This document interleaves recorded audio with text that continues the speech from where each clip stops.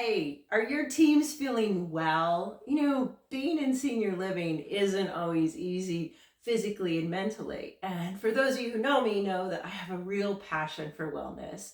So stay till the end of the video because I'm going to be giving you 4 tips on how you can begin helping your teams feel well. Earlier in my career, I was actually a wellness coach. I wrote a couple books on the topic, and I was inspired because my daughter had what they called the disease of no energy. She had a mitochondrial dysfunction. And when this disease is present, it means that she would sleep like 20 hours a day. She didn't process her food properly. So I went all in on studying nutrition and wellness. Well, her early life expectancy was supposed to be about 2 years. Then she lived to 20. So I really did a lot of research on this. So it's not just eating well, but there's also other components to wellness. So I want to share 4 of those components today.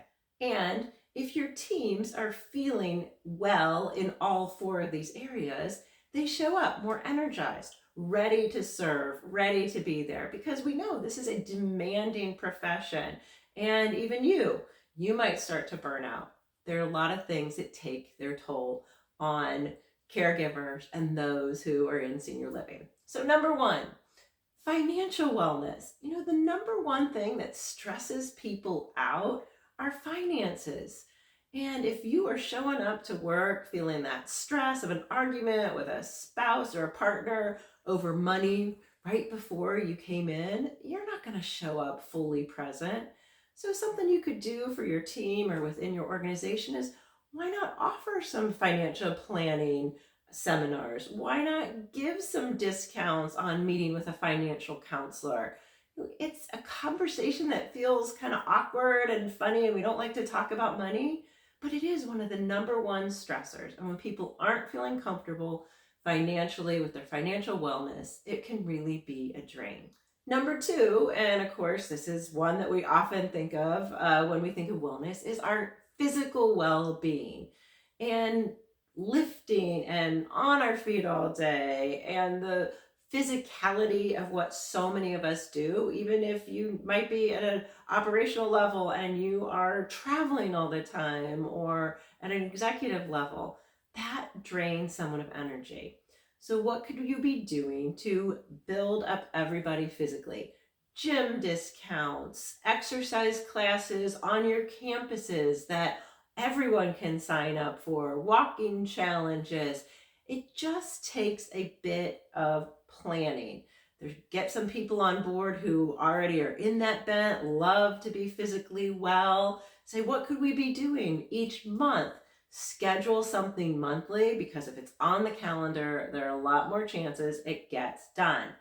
So physical well-being and physical fitness is just the next step, and number 2 on my list of building up stronger teams. Number 3, and this is where I spent a lot of time with my daughter and what she went through, and a lot of time studying and getting extra certifications, and that's nutritional health. Now, this is just a short video, highlighting the topics. I will have other videos where we go much more in depth on maybe energizing foods and how to stay fully energized nutritionally. But as an organization, or as a leader within an organization, why not start some challenges with nutrition? I know we cross some boundaries of like what people like, or what they, socioeconomic, what they might want to bring to work. But just having some nutritional counseling classes, there are a lot of people out there who do these that might do it for your organization at no charge. Most of you have a dietitian on staff. Why not ask if that person would be willing to do something for the employees? There are a lot of things that you can do by sponsoring, picnics or lunches, or just spreading the word that you want everyone to feel well. There's fruit delivery services, all kinds of things. So nutritional wellness is my 3rd tip. And then 4th is finally mental wellness. If you are starting to see some signs of burnout, stress on your teams, which is not unusual. I just heard from an executive this week who said, We can't always see it. We don't always know it exists. So just opening the conversation.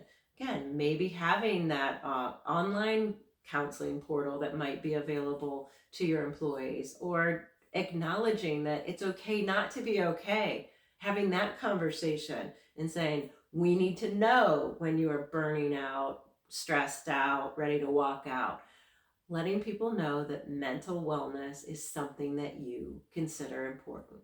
So those are just 4 areas I really encourage you to look at. I always like to offer activation tips. So I sort of said, get that monthly planner out. Which one of these could you do this month, this week, tomorrow? Can you start something so that your team knows that you care about their well-being? Because teams who understand that you care stay longer, engage more, and show up more for your residents. So please subscribe to the channel. I offer all kinds of tips, tools, and tactics for senior living professionals, and I would love to hear from you. So thanks so much for watching. This is Kathy Perry, Corporate Energy Expert.